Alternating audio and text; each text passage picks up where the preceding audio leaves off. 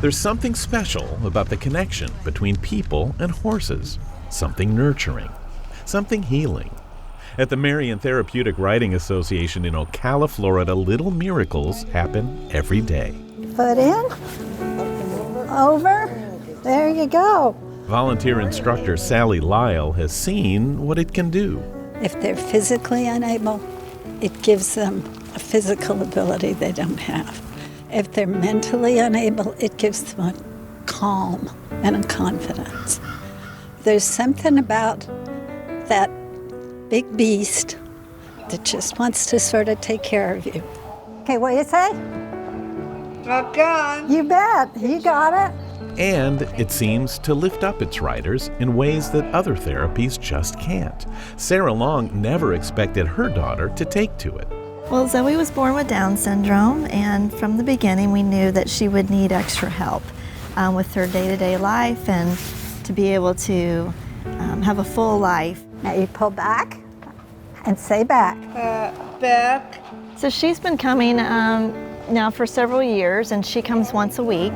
She rides the horse and she learns how to maneuver the horse, telling her to walk on. Turn up.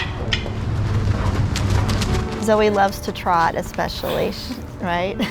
From the party. Yeah, it's funny, isn't it? Because it's fun. She bounces and... It's bouncy. Yeah, it's bouncy.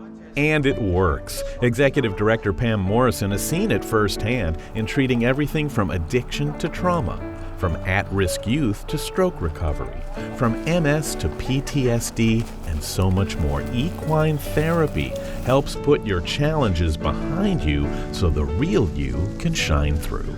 I see a person who was probably told that they would never amount to anything, that they weren't smart enough to do this, or they weren't physically able to do that, and really just told they didn't have possibilities. And I see them come in here and their whole persona changes. I can do, I am important, I can contribute, I am achieving, and I am reaching my goals and my possibilities. That's what I see. What we see is that the MTRA has been changing lives since 1983. They're now on over 40 acres of environmentally protected land and serve over 160 people a week, existing on donations and volunteers like Lyle. All right, now pull back and say walk. Owning a horse was her childhood dream. She even grew up to sketch them as an artist.